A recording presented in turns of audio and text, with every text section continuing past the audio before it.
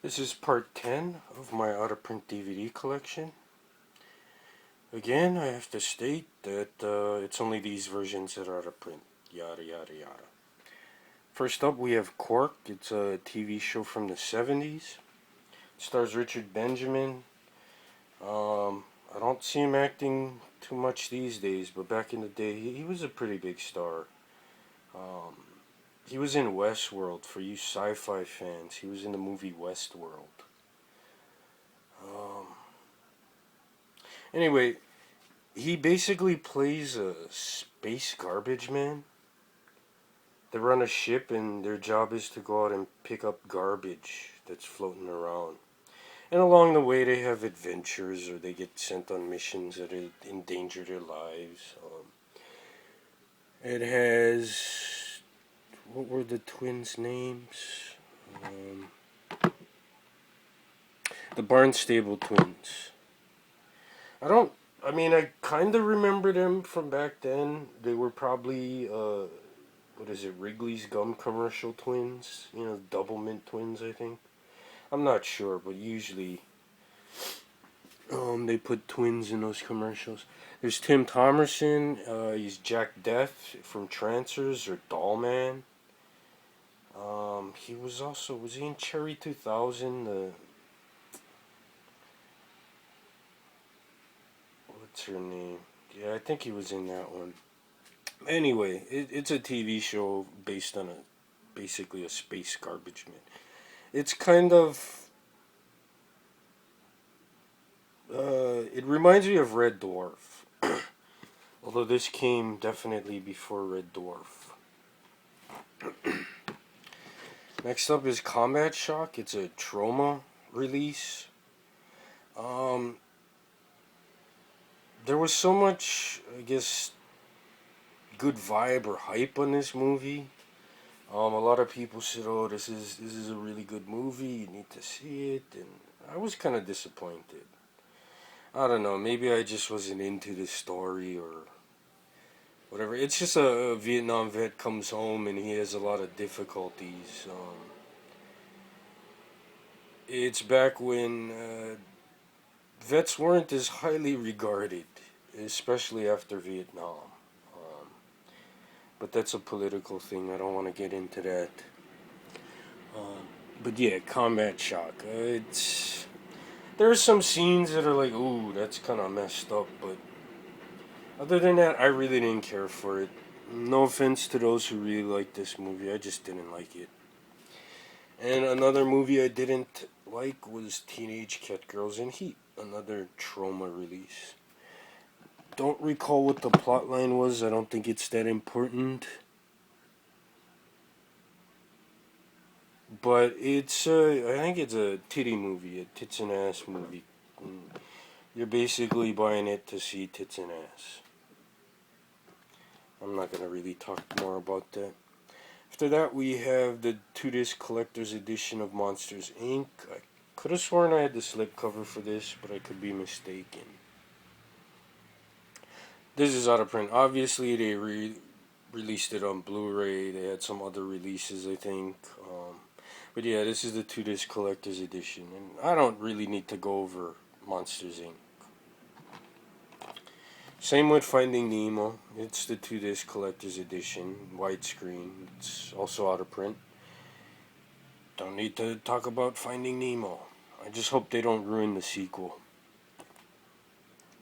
Next is the Tox Box. It contains the first 3 Toxic Avenger movies. Oops. And the animated film The Toxic Crusaders, which I think is just a bunch of regular Toxic Crusaders episodes cut together.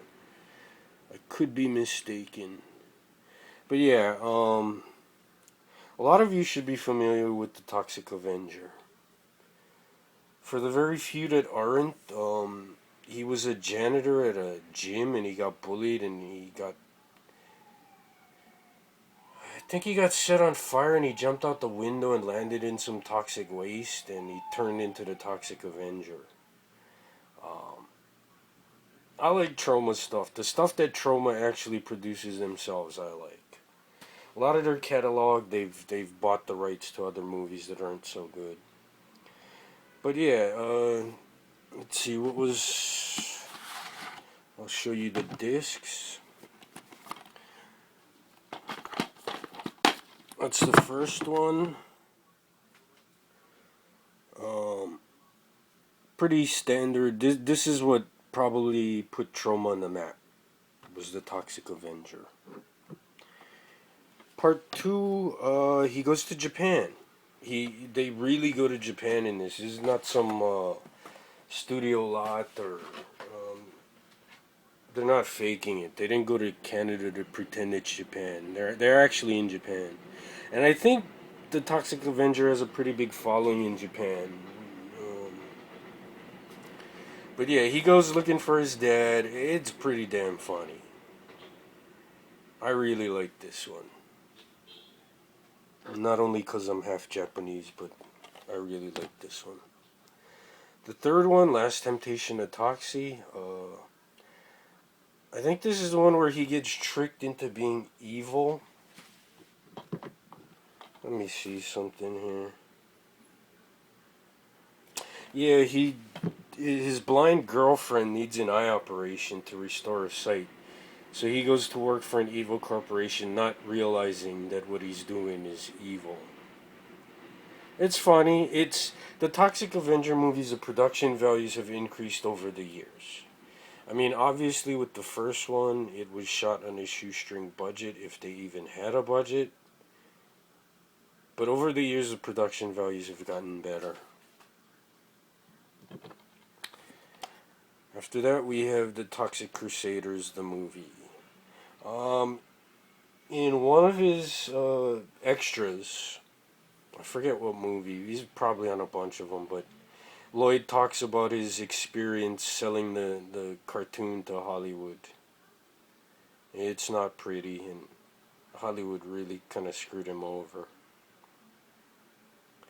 But that's the Tox Box. After that, we have the Class of Nukem High. It's the 3 movies, parts 1, 2, and 3. I wouldn't mind if they did another Class of Nukem High. I kind of like these movies.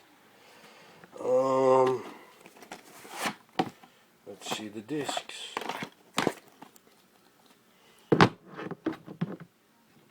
That's number 1. Basically it centers around a guy called, Brick Bronsky. He's like the good guy at school. It takes place in a post-apocalyptic setting. There are mutants who, I guess there's a girl that pees standing up, so maybe she could be considered a mutant. But yeah, they run the school, they bully everybody, and it's basically the good kid fighting against the bad kids. There's subplots of like Troma the Rat and his girlfriend, and I like it. It's a Troma movie. You know exactly what to expect when you watch a Troma movie. I'm not sure if there are any differences in plot lines between these. It's been a while.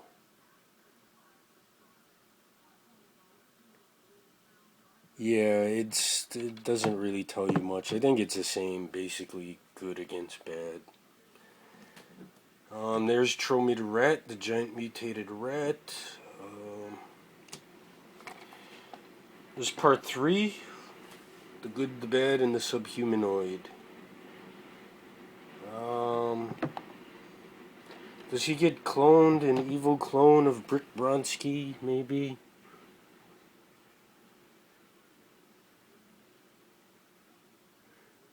Yeah, Brick and his half-humanoid, half-subhumanoid son, Adlai, also played by Brick Bronsky, are working to rebuild Tromaville into a place where human and subhumanoid can live together in peace. Adlai's twin brother, again played by Brick, was raised by the evil power elite.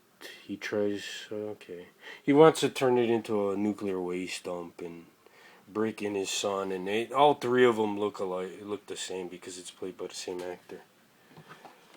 But yeah, that's Class of Nukem High Part 3. After that, we have the Post-Apocalyptic Triple Feature Box Set. Contains 2019 After the Fall of New York, 1990 Bronx Warriors, and the New Barbarians, Warriors of the Wasteland.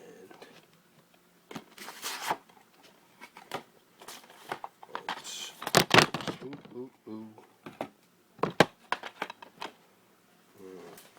Okay. Here we have 2019, After the Fall of New York.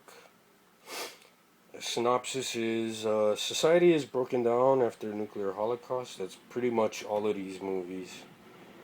A mercenary named Parsifal, I don't know who chose that name, but it's not good. I think they chose it for historic significance. I think Parsifal was a character in something. But he's sent to infiltrate the bowels of New York and rescue the last fertile woman on the face of the earth.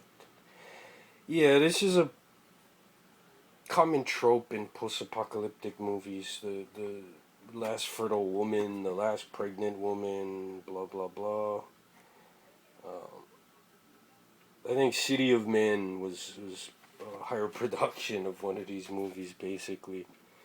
1990 Bronx Warriors, a beautiful girl named Anne is running away from her corrupt father and leaves a secure island of Manhattan. With a ruthless bounty hunter on her trail, she makes a mistake of entering the Bronx, a wasteland of warriors. Once Anne meets gang leader Trash, he decides to protect her and wage an all-out guerrilla war. The New Barbarians. Oh, let me show you the 1990 The Bronx Warriors. This is the one with Trash and the girl he's saving. New Barbarians. It's the year 2019. The world's been devastated by a nuclear war, of course. An army of carnivorous military prisoners threatens a fragile sliver of civilization. Their only hope is to find the source of a radio signal and the presence of human life. That one co-stars Fred the Hammer Williamson. He was a professional football player. I don't remember what team he played for, but he's been in a lot of blaxploitation movies as well. But there's part 10 of my out-of-print DVD collection. Stay tuned for part 11.